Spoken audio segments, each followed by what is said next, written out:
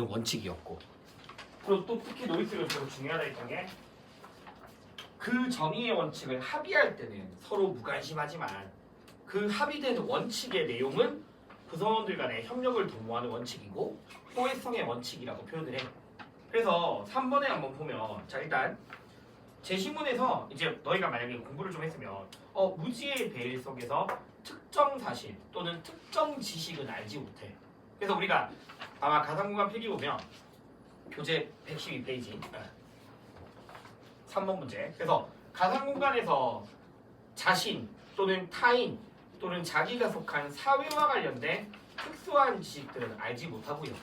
대신에 우리가 일반적인 지식, 112페이지 일반적인 지식에 대해서는 모두가 다 알고 있는 상태였고, 또 특히 놀스는 그렇게 자신에게 유리하거나 불리할 수 있는 특수한 지식을 배제함으로써 모든 사람들이 평등한 조건에서 합의가 될 수 있다.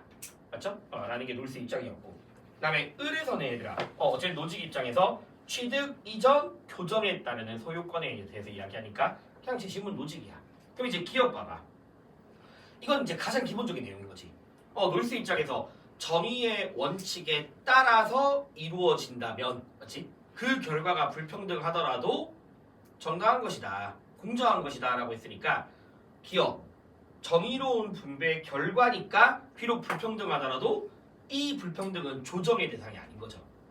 맞죠? 그래서 기억은 맞는 말이고, 그 다음에 니은 아까 말씀드렸듯이 놀스의 정의의 원칙은 협력의 원칙, 알겠죠? 또는 호혜성의 원칙, 그러니까 그 원칙에 따라서 분배가 이루어져야 되니까 니은도 놀스 입장에서 맞는 말인 거지.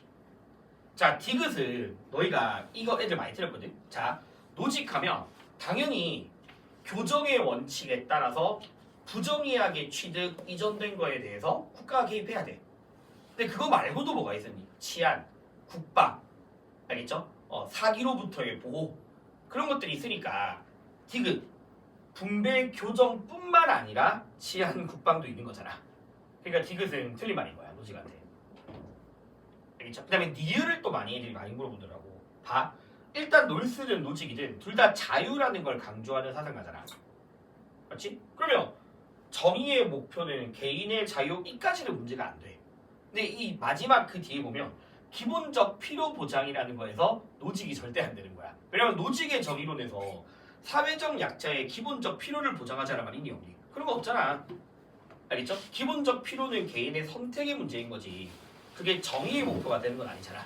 노직한테서 정의는 그냥 별거 없잖아. 소유권 보장해주는 거, 국가의 소유 권리에 대한 재분배 반대하는 거, 그런 것들이 정의니까 기본적 필요 보장이라는 표현에서 노직을 지워야 되는 거야. 놀스는 가능해. 왜냐면 차등의 원칙이 최소소유자들의 기본적 필요를 보장해주는 거니까. 노직이 안 되는 표현인 거죠. 그 다음에 4번 한번 봐봐. 일단 원초적 입장 나와 있잖아. 이미 놀스고, 그 다음에 강요, 절도, 사기로부터의 보호와 같은 최소한의 기능을 이야기하는 노직 입장이거든. 그러면 이게 재작년 수능선지인데 이걸 애들이 뭘 많이 틀렸냐면 니은이랑 디귿 선지를 좀 많이 틀렸어. 니은 디귿. 그러면 기억 봐봐. 기억은 충분히 맞는 말이거든. 왜냐면 무지의 베일 속에서 누구나 다 평등한 조건에 처해 있잖아. 그리고 자유롭다라는 말을 왜 쓸 수 있냐면 이제 우리가 이따가 다시 한번 말할 건데 오늘 사회계약론 배울 거거든. 놀스의 정의의 원칙이 에서 설정하는 가상공간이 사회계약론에서 말하는 자연상태랑 똑같아. 이따 오늘 사회계약론 할 때 다시 또 언급할게. 알겠죠? 그래서 자유롭다라는 말을 충분히 쓸 수 있어. 근데 평등한 인격체도 맞는 말이잖아. 아까 우리 특수한 지식 배제했으니까. 그러면 이제 기억은 그렇다 치고, 그 다음에 니을은 애들이 이 당시에 좀 쉬웠거든. 왜냐면 내가 필기한 것 중에 놀스 노직 마지막으로 비교하는 필기에서 둘 다 자유가 뭐 될 수 있다, 제한은 될 수 있어. 자유가 침해되면 안 되는 불가침해 걸리지만 제한될 수 있다 했거든. 그럼 머릿속으로 얘들아, 놀스 입장에서 어떤 경우에 자유와 자유가 서로 충돌했을 때, 맞지? 더 큰 자유를 위해 자유가 제한될 수 있는 거고, 노직의 입장에서는 별거 아니었잖아. 내가 누구한테 피해 주면 자유 제한될 수 있잖아. 그러니까 니을은 마찬가지로 또 충분히 가능해 얘들아. 좀 머리 틀었더니 너무 덥다. 뭐라고? 꺼버릴까? 너희 너무 답답하겠다. 그럼 얘들아 봐봐. 그러니까 니을도 충분히 제한될 수 있다. 둘 다 맞는 말인 거야. 제한될 수 있어. 그럼 이제 니은 봐봐. 이 니은 애들이 왜 틀렸냐면 계속 애들 머릿속으로 원초적 입장에서 사고 무관심만 기억해서 그래. 근데 우리 필기한 거에 분명히 있어 얘들아. 사고 무관심하지만 정의감을 가진 개인들이라고 이야기하거든. 정의감을 가진 개인들. 그럼 내가 노이스가 말하는 정의감이 뭐였냐면 적어도 합의한 거 깽판 안 치겠다 이거야. 그거는 모든 사람들에게 다 공유되어 있는 거야. 그러니까 신뢰라는 말을 쓸 수 있는 거지.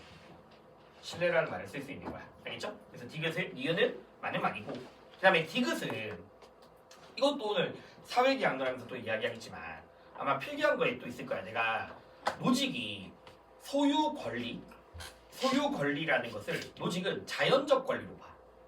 국가가 있든 없든 천부적인 권리로 보는 사람이야. 그러니까 국가가 없더라도 개인의 권리는 존재한다고 얘들아. 알겠지? 근데 그 개인의 권리를 보장하려고 국가가 필요한 거지. 그걸 보호하기 위해서. 그래서 국가의 존재와 무관하게 소유권은 자연권이다. 요게 로직의 또 입장 중에 하나야. 그래서 디귿에서 국가에서만 존재하는 게 아니라, 알겠죠? 국가가 아닌 자연 상태에서도 권리는 존재한다. 라고 해서 디귿이 틀린 말인 거야. 됐죠? 이 정도까지고, 그 다음에 올해 수능에서는 분배정의가 그렇게 안 나왔어. 그렇게 안 나왔거든. 그래서 필기한 거 잘 보시고 문제 풀어보시면 되고, 그 다음에 이제 오늘 또 할 내용, 이제 어려운 주제를 계속해야 된다. 116페이지 한번 볼래? 116페이지에서 이제 사회정의의 두 번째 파트가 교정적 정의라고 해서 처벌과 관련된 내용이야. 이제 처벌이 어떻게 해야지 정당성을 갖는가, 또는 처벌 중에서도 구체적으로 이제 사형에 대해서 어떻게 이야기하는가에 대한 4명의 사상가를 봐야 되거든. 4명의 사상가야. 그래서 118페이지 바로 보시면 돼요. 그 중간에 건 안 봐도 돼. 118페이지 한번 봐봐. 자, 바로 이제 형벌 또는 사형제에 대한 사상가들을 비교할 건데, 여기도 당연히 고난이도 3점짜리 주제야. 3점짜리 주제고 내가 소리 안 줘도 그럼 얘들아 봐봐. 저기 베카리아라는 사람, 뭐 왼쪽에 이런 사람 나오는데, 왼쪽에다가 간단하게 총 4명의 사상가인데 교정적 정의에 관련해서 모든 사람들이 쓸 수 있는 공통적인 표현들 한 2가지 정도만 좀 알고 있자. 모든 사상가들이 다 가능한, 알겠죠? 다 근대 사상가들이고, 이 사람들은 전부 다 첫 번째, 형벌은 공적인 정의를 실현하기 위한 수단이어야 한다라는 점에 대해서는 누구나 다 동의를 해. 누구나. 알겠죠? 그래서 형벌은 정의를 위한 거다. 이건 누구나 다 동의하고, 그 다음에 두 번째, 자, 당연히 형벌은, 그러니까 이 근대 이전까지는 형벌이 법에서 막 규정된 것도 아니고 절대군주의 자의적 판단으로도 많이 이루어졌을 거고 사적 보복의 형태로도 많이 이루어졌을 거 아니야. 그런 것들은 다 정의롭지 못한 거거든. 그래서 형벌은 당연히 법의 근거에서 이루어져야만 해. 그래서 사적 보복이 돼도 안 돼. 법에 근거해야 되고, 그 다음에 형벌은 범죄에 비례해서 부과되어야 한다. 누구나 다 동의해. 범죄에 비례해야 돼. 그러니까 이 범죄에 비례하라는 거는 쉽게 말하면 절도했는데 죽이면 안 된다고. 절도 정도의 범죄에 대해서. 그래서 범죄에 비례해야 되는데, 이제 이따가 보면 알겠지만 비례, 그럼 이 비례는 그냥 적당이라는 뜻이거든. 근데 그 적당함에 대한 사상가들의 내용이 좀 다른 거야. 칸트가 말하는 비례성, 공리주의가 말하는 비례성, 그런 것들이 좀 내용의 차이가 존재하거든. 그래서 요 정도의 표현은 누구나 다 쓸 수 있다 라는 걸 좀 알고 있어주고, 이제 우리는 이제 베카리아라는 사람을 한번 봅시다. 베카리아. 형벌에서만 나와, 이 사람은. 알겠죠? 형벌에서만 나오니까 되게 좀 중요한 사람이야. 중요한 사람이고, 일단 베카리아는 2가지. 공리주의자면서 동시에 사회계약론이거든. 공리주의자면서 동시에 사회계약론. 그러면 사회계약론은 얘들아, 이제 오늘 이따가 또 보겠지만 그냥 기본적인 내용은 뭐냐면, 말 그대로 국가라는 거는 계약의 산물이다. 국가는 인간이 가지는 자연권을 보호하기 위해서 만들어진 인위적이고 계약의 산물이고 합의의 산물이다. 그러니까 인간의 권리가 더 우선된다라는 거야. 알겠죠? 그 권리 지키려고 국가를 우리가 만들어낸 거니까 개인의 권리, 국가 중에서 개인의 권리가 더 우선된다라는 입장. 이게 그냥 기본적인 사회계약론이야. 그래서 사회계약론자들은 법이라든가 형벌 또한 뭐에서 비롯되니? 인민들 간의 동의, 합의에서 비롯된다라고 보는 거지. 알겠죠? 국가든 형벌이든 법이든 다 동의로부터 비롯된다. 그래서 이런 것들이 일단 사회계약론인데, 그럼 이제 베카리안 애들아 어쨌든 형벌을 공리주의와 사회계약론의 관점으로 설명을 하는데 그 중에서도 특히 뭘 반대하냐면 사형에 대해서는 반대하는 입장이야. 알겠죠? 형벌은 공리주의와 사회계약론에 따라야 돼. 그럼 다시 말하자. 얘들아, 형벌은 뭘 높여야 돼? 최대 이익을 높여야 돼. 형벌은 뭐에 비롯해야 돼? 인민들의 동의에서 비롯해야 돼. 알겠죠? 근데 사형은 정당하지 않다. 왜 그런지를 보면, 자, 일단 베카리아가 봤을 때 형벌의 목적은 예방 동그라미. 좀 공리주의적 관점이야. 알겠죠? 예방. 왜냐면 범죄자를 형벌을 부과하고 구경꾼으로 하여금 두려움을 갖게 하는 거야. 그래서 봐봐. 예방인데 두 가지 측면 이렇게 하자. 예방인데 118페이지. 118페이지. 자, 예방인데 어쨌든 범죄자를 교화하는 것도 예방 맞잖아. 맞죠? 범죄자를 교화해서 이 범죄자가 다시 한번 똑같은 죄를 안 저지르게 하는 거니까 예방하기 위한 거고. 자, 한 개 더. 뿐만 아니라 일반인들에게도 뭐로서 작용하냐면 두려움으로서 작용이 되어야 돼. 그러니까 일반인들이 봤을 때는 형벌 당하는 장면을 목격하고 저렇게 살면 안 되겠다 라는 두려움을 줄 수 있어야 돼. 그래야지 예방이 돼. 알겠죠? 그래서 이런 식으로 오답이 많이 나와. 이거 되게 중요해. 그래서 이런 식으로 봐봐. 베카리아 형벌을 통해 통제하려는 대상은 범죄자로만 국한된다. 대의하면 안 되는 거야. 일반인들도 통제 대상인 거야. 두려움을 줘야 되니까. 알겠죠? 그래서 범죄자 일반인 둘 다 형벌을 통해서 두려움을 줘야 되고 다 통제의 대상이 될 수 있어야 한다. 그래야지만 정당하다고 봐. 자, 어쨌든 다시 공리주의자 입장. 그럼 이제 나랑 공리주의자 입장에서 왜 사형을 반대하는지, 사회계약론의 입장에서 왜 사형을 반대하는지 구분을 해야 되거든. 일단 어쨌든 공리주의자니까 형벌은 사람들에게 두려움을 주고 범죄자를 교화해서 사회 전체 행복을 높여야지만 정당하다 이거잖아. 그냥 맞지? 형벌은 공익을 높여야 돼. 근데 베카리안에 그냥 근거를 밑에서부터 볼게. 인간의 도덕관념이 반복적 인상으로부터 비롯된다라고 보는 사람이거든. 그러면 우리가 공리를 계산하는 7가지 기준 다 외울 필요 없지만 벤담이 뭐 강도, 지속성, 다산성, 순수성 이런 것들을 이야기한단 말이야. 자, 베카리아는 인간들을 금방 까먹어. 도덕은 반복적이어야 돼. 그래서 중요한 단어. 이 사람은 강도를 절대로 부정하지 않아. 알겠지? 강도를 부정하지 않는데 강도보다는 지속성을 더 중요하게 바라보는 사람이야. 일단 이게 좀 중요해. 강도가 아닌이라고 하면 틀려. 강도보다 지속성을 더 강조하는 거야. 그러면 살인자에 대해서 사형과 종신노역형을 비교해봤을 때 사형은 어쨌든 너희들 눈앞에서 사람이 죽으니까 강렬한 인상을 주긴 해. 안 주는 거 아니야. 너 옆에서 죽으니까. 알겠지? 강렬한 인상은 주지만 금방 까먹는다고. 돌아서면 사람들은. 그러니까 지속성이 낮은 거거든. 반면에 종신노역형을 부과하게 되면 한 사람을 평생 동안 가두고 고통스러운 삶을 부과하는 거니까 일반인들이 계속해서 지나가다가 뭐 할 수 있니? 목격하잖아. 계속해서. 그래서 종신노역형은 지속성이 높다라고 이야기를 하고 억제 효과가 높다라고 이야기를 하는 거야. 그럼 다시 유용성의 측면에서 사형보다 누가 더 크다? 종신노역형이 더 크다. 왜? 지속성이 더 크니까. 이렇게 얘기하면 돼. 지속성이 더 크니까. 그래서 또 봐봐. 오답으로 많이 나오는 거. 그러면 사형은요. 범죄 억제력이 없다고 해야 되겠니? 낮다라고 해야 되겠니? 이거 낮다라고 해야 돼. 없다고 하면 또 틀려. 그렇게 오답으로 많이 나와. 사형은 범죄 억제력이 없으므로 폐지해야 된다. 틀린 말이야. 강렬한 인상을 줄 수 있어. 알겠죠? 지속성이 낮은 형벌이고 오히려 종신노역형이 지속성이 더 높은 형벌이다.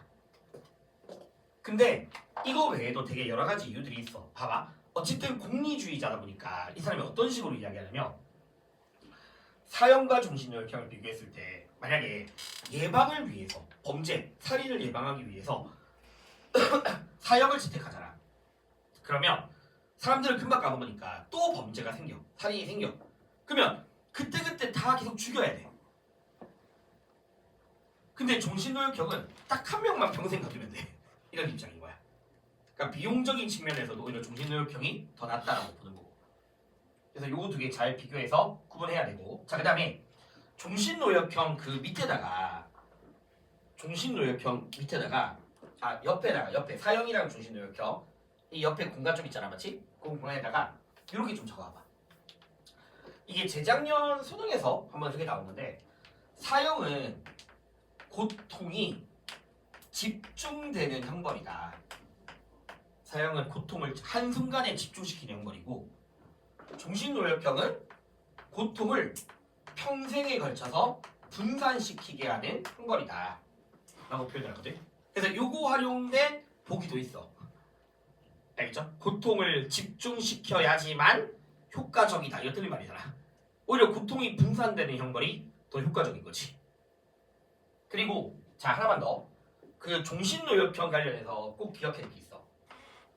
이 베카리아가 이것도 좀 중요해. 이게 오답률 한 70% 찍었던 보기 하나 있거든.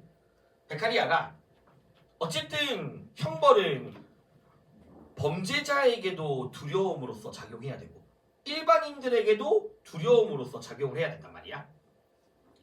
근데 종신노역형이라는 형벌이 베카리아가 봤을 때 이렇게 이야기해. 범죄자, 수용자는 종신노역형을 선고받은 수용자는 이 자기 삶이 너무 비참하고 그렇기 때문에 자기가 앞으로 닥칠 고통이 얼마큼인지를 가늠할 수가 없다.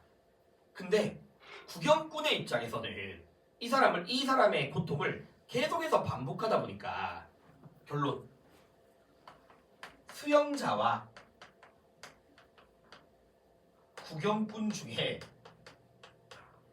누구에게 더 큰 공포가 되어지는가? 라는 걸 물어봐. 알겠죠? 수용자와 구경꾼 중에 누구에게 더 큰 공포인가? 라고 하면 구경꾼에게 더 큰 공포이다 라고 이야기합니다. 그래서 이것도 꼭 기억해야 돼. 그래서 일단 공리주의, 형벌의 유용성, 사회 공익, 예방에 기여해야 되는데 지속성이라는 측면으로 인해서 사형보다는 종신노역형이 더 억제력이 크다. 알겠죠? 그럼 이걸 활용해서 나올 수 있는 선지들을 좀 기억하면 됩니다. 자, 그 다음에 밑에 이제 그러면 사회계약론의 관점에서도 어쨌든 이 사람이 사형을 비판해. 근데 아까도 말씀드렸듯이 사회계약론은 국가는 시민들 간의 맞죠? 개인들 간의 합의의 산물이고 법, 형벌이라는 것도 동의에서 비롯된다. 알겠죠? 동의에서 비롯된다는 게 전제야. 근데 이제 베카리아가 봤을 때 좀 중요한 단어는 왜 우리가 국가를 만들었는가? 라고 하면 출처원차 일반 의사를 위한 거래. 근데 이 단어를 활용해서 제시로 나와. 근데 일반 의사는 그냥 공익이야, 공익. 알겠죠? 사회계약은 공공의 이익을 위한 거야.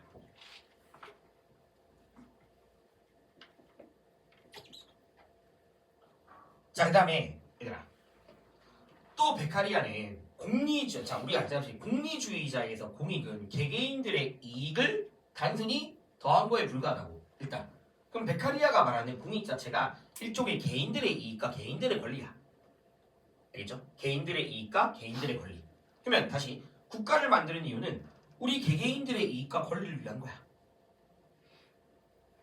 그리고 형벌을 만든 것도 어쨌든 형벌은 자유를 제한시키는 거잖아. 맞지? 형벌이란 것 자체가 인간의 자유를 제한시키는 거잖아. 그래서 우리가 형벌을 만든다. 그러면 자유를 포기할 수밖에 없어.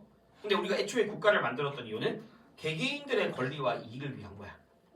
그래서 설령 형벌을 만든다 하더라도, 알겠죠? 형벌을 통해서 우리는 각자 최소한의 자유만 포기했다라고 보는 사람이야. 그러니까 형벌을 제정하는 것 자체가 자유의 제한, 자유의 포기인데 우리는 그 자유를 얼마큼 포기했는가라고 하면 각자가 최소한만 포기했다라고 봐. 그리고 최소한 포기한 자유의 합이 형벌이라고 보거든. 그러다 보니까 결론, 적어도 우리는 뭐 안 했다? 생명권은 양도하지 않은 이거야. 국가를 만들고 일부의 권리를 포기하더라도 적어도 생명권은 포기 안 했다라는 게 베카리아 입장이야. 그러니까 그 근거들이 밑에 있는 것들이야. 자, 다시 왜 생명권 포기 안 했니? 국가를 만든 이유는 개개인들의 이익의 합인 공익을 위한 거고, 그렇기 때문에 우리가 형벌을 만들더라도 각자 최소한 자유만 포기한 거고, 그러면 포기한 자유 중에서 적어도 죽을 수 있다, 생명권까지는 포기하지 않는다. 그래서 사형은 국가의 권리가 아닌 거지. 우리가 양도한 게 아니니까. 생명권까지 양도한 건 아니니까. 그래서 베카리아가 봤을 때 사형은 국가의 전쟁행위고 법을 빙자한 살인행위고 그다음에 권리가 될 수도 없다라는 게 베카리아고. 권리가 될 수도 없다.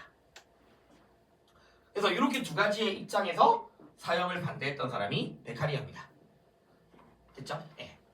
사회계약론, 그 다음에 공리주의적 관점에 따라서 사형제를 비판. 그래서 이런 단어들을 좀 근거를 기억해야 돼. 왜 우리가 생명권까지 양도 안 해? 라고 하면 야, 국가 만드는 건 개인들의 이익을 위한 거야. 개인의 이익을 위한 거니까 우리가 아무리 자유를 포기하더라도 최대한의 자유가 아니라 우린 최소한의 자유만 포기한 사람이야. 그 최소한의 포기한 자유의 합이 형벌인 거고, 적어도 우리는 그래서 생명권 양도 안 했음. 국가를 만들더라도. 알겠죠? 이런 것들이 베카리아고. 자, 그 다음에 이제 밑에 루소 봐봐. 루소. 자, 루소는 자, 일단 줄쳐봐봐. 이 사람도 사회계약론이거든. 일단 사회계약론에 감점을 두고 사회방위론이란 말을 일단 이따가 할 거고, 이 사람은 사회계약론의 관점에서 사형을 찬성해. 자, 어떤 느낌이냐면 루소도 국가를 만드는 이유는 공공의 이익을 위한 거거든. 공공의 이익을 위한 건데, 자 미리 말할게. 베카리아는 좀 개인의 권리와 개인의 이익을 강조하는 사람이거든. 근데 루소는 공공의 이익, 더 큰 공공의 선, 이런 것들을 강조해. 그러니까 더 쉽게 말씀드리면 베카리아가 국가를 만드는 이유를 굳이 물어보면 개인의 생명권 위한 거야, 이거야. 근데 루소한테 국가 왜 만들었냐라고 하면 인류의 생명을 위한 거야. 이런 느낌이 있지, 이런 차이가 있는 거야. 인류의 생명을 위한 거야. 그러면 만약에 야, 우리가 국가를 만들었던 이유가 인류의 생명을 지키기 위한 거였는데 누군가가 사람을 죽였어. 그럼 내가 예를 들어 사람을 죽인 사람이야. 살인자야. 그럼 난 되게 유해한 사람이잖아. 다른 사람의 생명을 위협할 수 있잖아. 그러면 인류의 생명을 위해서 나 또한 난 뭐 해야 돼? 내가 죽어야 돼. 그래야지만 인류의 생명을 지킬 수 있는 거야. 그렇게 하자고 약속을 한 거야, 우리가. 알겠죠? 그래서 결론을 말씀드리면 베카리아는 야, 아무리 공익을 위해서 국가를 만들더라도 우리가 중요한 건 개인들의 이익이다. 그러니까 개인들의 생명권을 양도해서 국가를 만들진 않아. 근데 루소는 야, 인류의 생명을 지키려면 어느 누구 하면 예외 없이 다 권리를 양도해놓고, 알겠죠? 언제라도 죽을 수 있다라는 걸 인지한 상태에서 국가를 만들자 이거야. 인류의 생명을 위해. 자, 그래서 다시 한번 보자. 그래서 중요한 단어가, 아까 베카리아는 사회계약이 일반의 사를 위한 거라면 루소는 일반의지라는 단어를 써.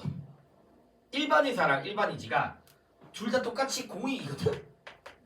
똑같이 단어는 똑같이 공익이야. 근데 아까 말씀드렸듯이 베카리아는 좀 개인의 권리를 강조하는 측면이라면 루소는 개인의 이익을 넘어선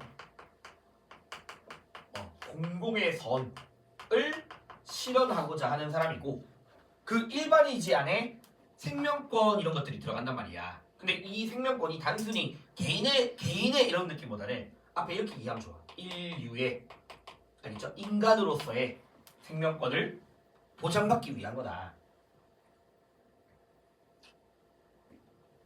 그리고 이 약속이 잘 이행되려면 누구라도 자기 권리를 뭐 해야 돼? 누구는 내놓고 누구는 안 내놓는 게 아니라 누구라도 다 내놓은 상태에서 합의가 이루어져야지 그 약속이 잘 이행될 수 있다라고 보는 사람이거든.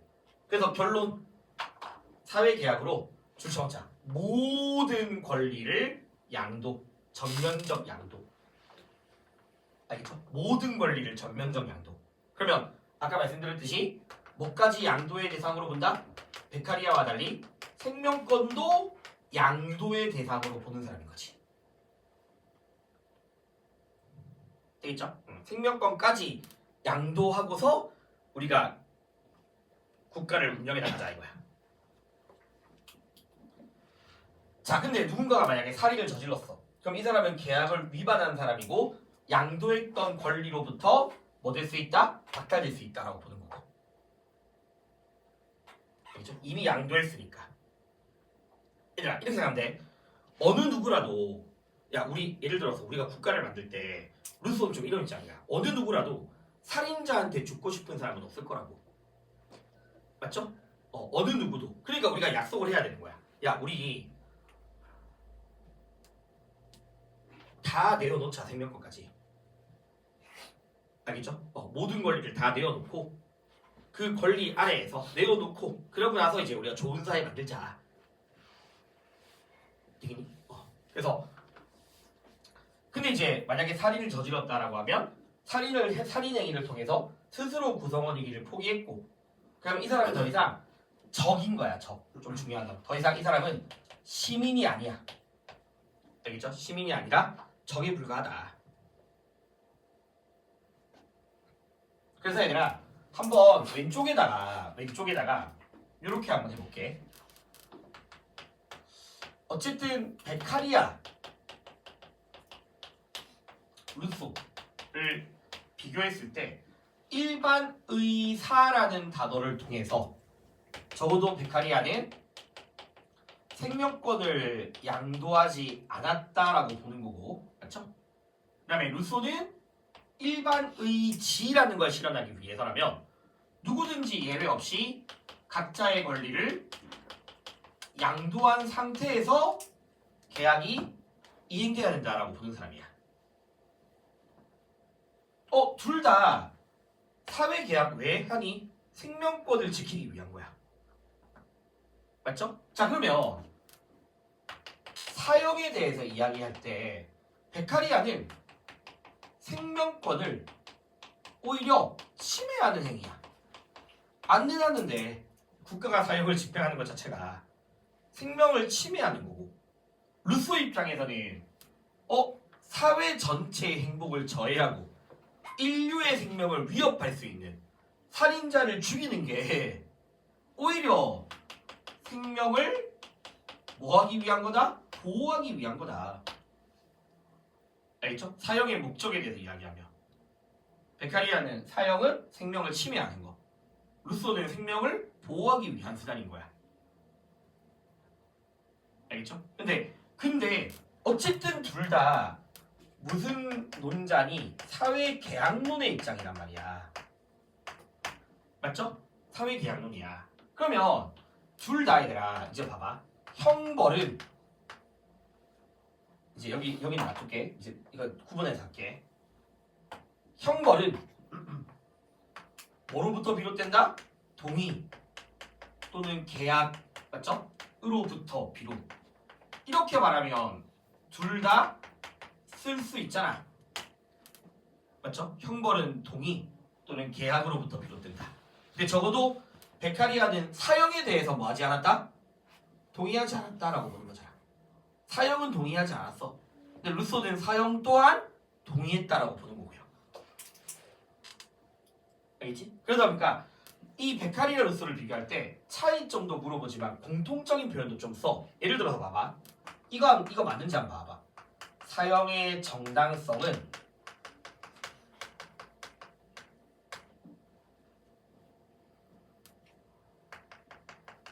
생명권 양도 여부에 따라 판단된다. 이렇게 되면 둘 다 맞니? 이 선지가 좀 많이 나오거든. 이런 식으로 사형의 정당성이 생명권 양도 여부에 따라 판단된다. 둘 다 맞는 말인 거야. 왜냐면 봐봐. 여부잖아. 여부. 그러면 베카리아는 양도 부, 생명권 양도 부 안 했으니까 뭐 하지 않다? 정당하지 않다. 근데 루소 입장에서는 생명권을 양도했기 때문에 정당하다. 알겠죠? 그래서 이런 식으로 공통적인 선지들도 좀 나오고. 둘 다 사회계약론이라는 입장에서. 그래서 요거와 관련해서 한번 문제 한번 풀어볼래 얘들아? 124페이지에 2번 한번 풀어봐봐. 2번.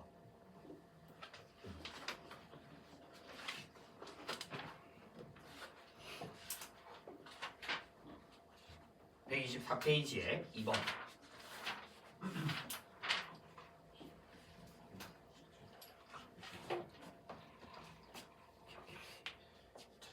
정말 이거는 시간 날 때 한번 풀어봐요. 해설지랑 같이.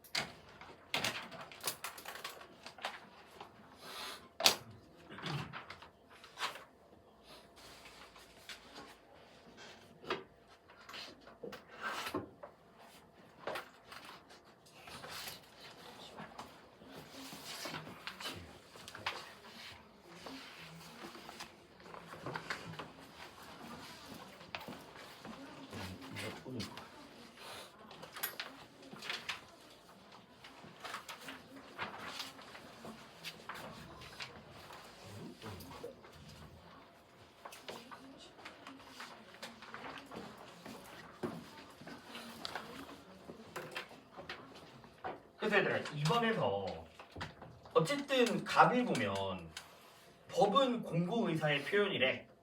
야, 모두의 의사의 표현이래. 알겠지? 2번에. 근데 뒤에 보면 야, 법은 살인을 미워해야 되는데 그런 법이 살인을 범하니 잘못됐다. 사형을 반대하잖아. 베카리아랑 루소 중에서 베카리아죠, 맞죠? 사형은 국가의 전쟁의 행위라고 이야기했으니까, 맞죠? 베카리아고. 그다음에 을을 보면 핵심 단어 일반의지야. 맞지? 일반의지. 그래서 아까 베카리아는 일반의사, 루소는 일반의지. 요거 구분해야 돼. 그러면 기억. 베카리아 입장에서 아까 말씀드렸던 거죠. 사형은 고통을 뭐한다? 집중시키는 거. 근데 종신노역형은 고통을 분산시키는 형벌이잖아. 그래서 집중시켜야지만 효과적인 게 아니다. 오히려 고통이 분산되는 것이 더 효과적이다. 라고 보는 거니까 기억은 틀렸고. 니은은 이미 제시문 그대로 나와있죠. 맞죠? 나와있으니까 니은은 맞는 말인 거지. 법에 의해 살인하는 형벌이 사형이잖아. 그래서 베카리아는 사형을 부당하다라고 보는 거죠. 그 다음에 얘들아, 루소는 꼭 기억해야 돼. 알겠지? 살인자는 살인을 함으로써 더 이상 뭐가 아니다? 시민이 아니야, 이 사람은. 그래서 이 사람은 시민이 아니라 적으로서 죽는 사람인 거야. 이제는. 그래서 디귿은 시민의 일원으로서 처벌한다가 틀린 말인 거고. 그다음 마지막에 둘 다 무슨 논이다? 사회계약론이잖아. 그래서 아까 내가 형벌이든 알겠죠? 다 사회계약에 따라서 이루어져야 되는 거니까 그 목적에 반한다면 둘 다 정당하지 않겠지. 둘 다 계약론. 그냥.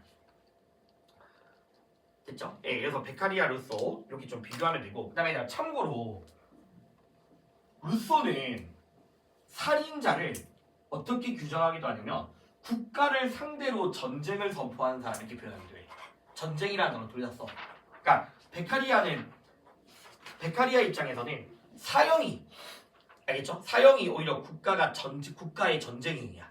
시민을 대상으로 한. 근데 루소는 살인자의 살인행위가 국가를 상대로 한 전쟁행위다. 이렇게 표현하기도 하고. 그래서 이렇게 두 명 잘 비교해 주시면 돼요. 알겠죠? 그 다음에 앞으로 돌아가자. 여기까지만 하고 좀 끊었다 가자. 119페이지. 119페이지에 이제 벤담이라는 사람이 나와.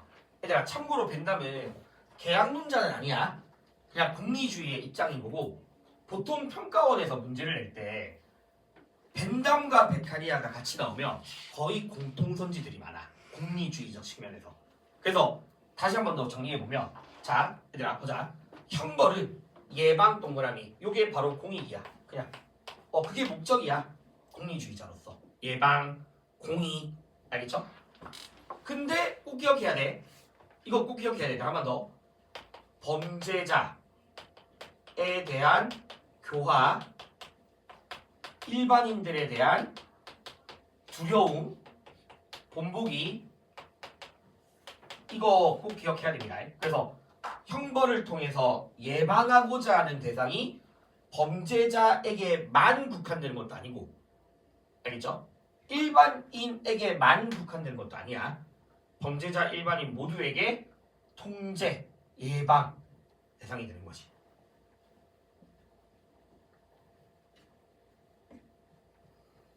됐지? 범죄자, 일반인 다 예방 대상이야. 근데 얘들아 봐봐. 어쨌든 형벌은 동그라미 고통이잖아. 고통. 그러니까 그 자체는 악이다. 알겠죠? 형벌 그 자체는 악이다. 설령 공익에 기여하더라도야. 알겠죠?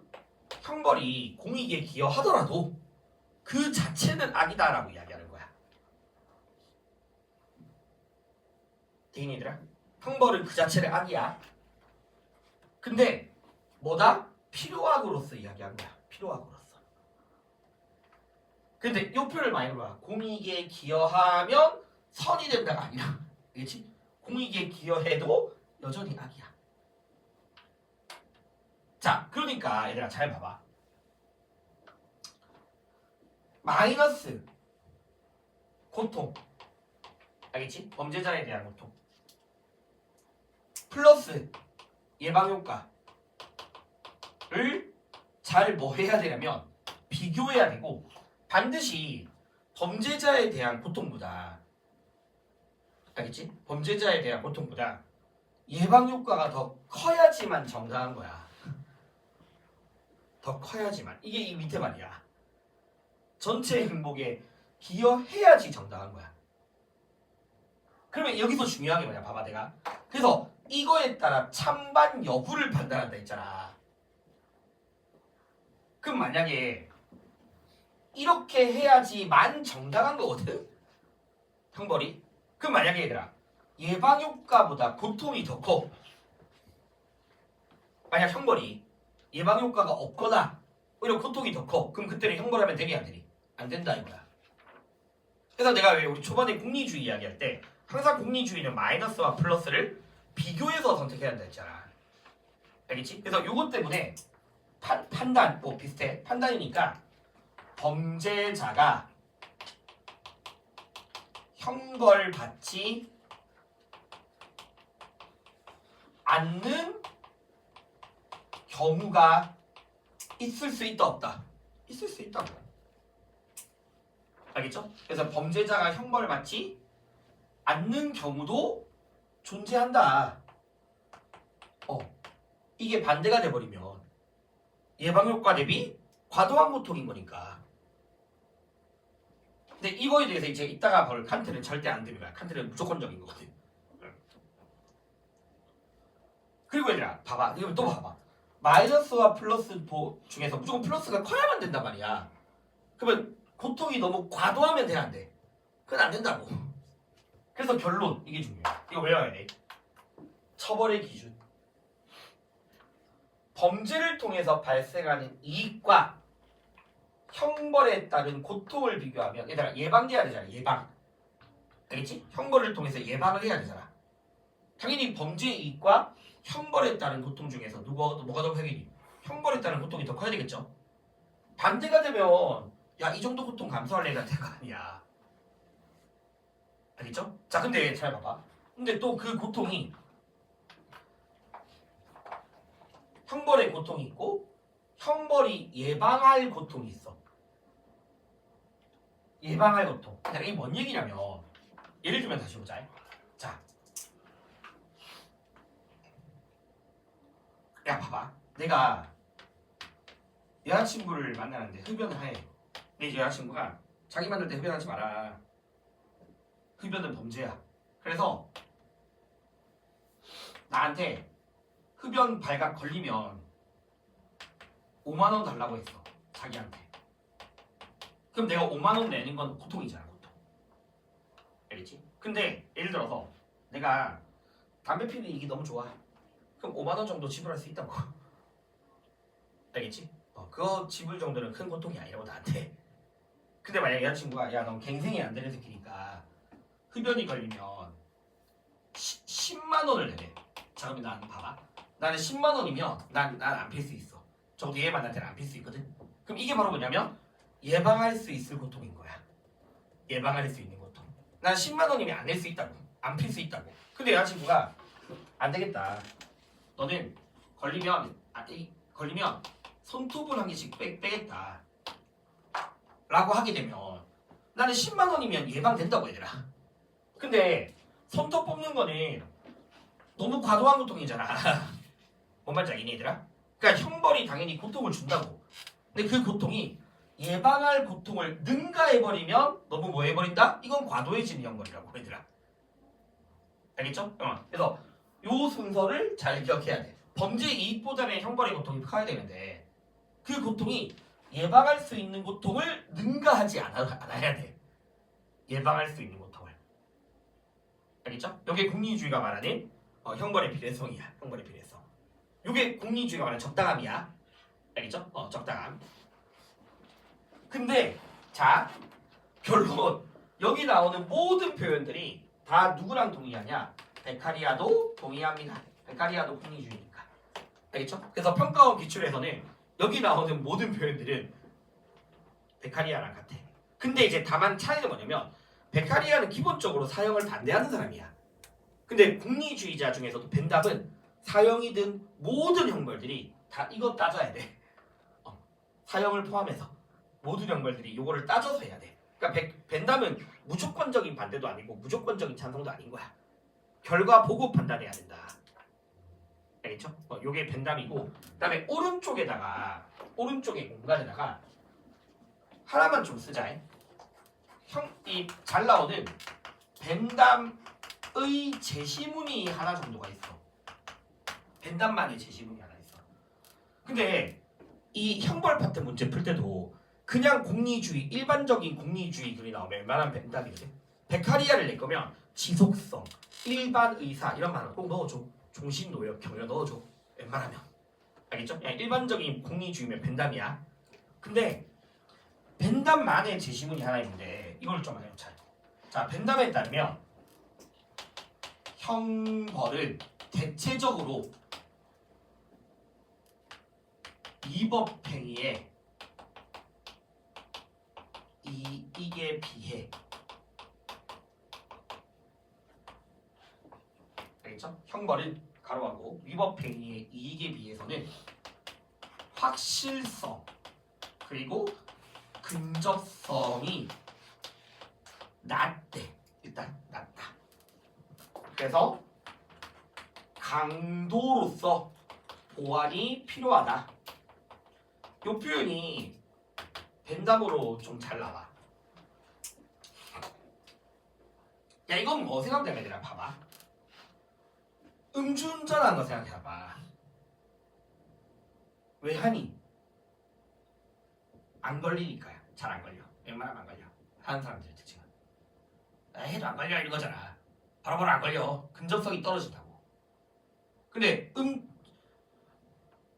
확실성 얘들아 또 봐봐. 보통 음주운전 하는 사람들은 또 하잖아. 확실성이 떨어진다는 편이야. 그러니까 크기, 강도를 높여야 한다라고 보는 거야. 강도를. 그래서 예를 들어서 지금 예를 들어 뭐 현행법상 한 번 음주운전하면 뭐 200만 원인가 난 몰라. 200만 원, 300만 원 낸다고 하면 사람들 또 하잖아.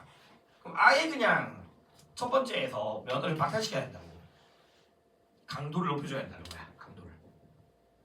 근데 물론 그 강도가 너무 또 과도하면 되겠니 안 되겠니? 안 되겠죠? 예방할 만큼의 강도라고 이야기할 거 아니야. 알겠죠? 예방할 수 있을 만큼의 강도로 높여야 된다. 근데 베카리아는 아까 강도보다 뭐가 더 중요하다?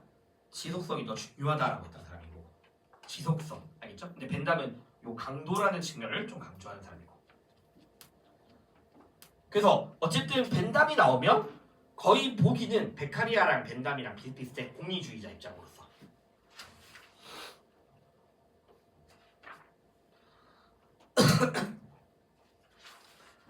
그 다음에 이제 칸트라는 사람을 해야 되거든. 칸트는 조금만 끌었다 가자.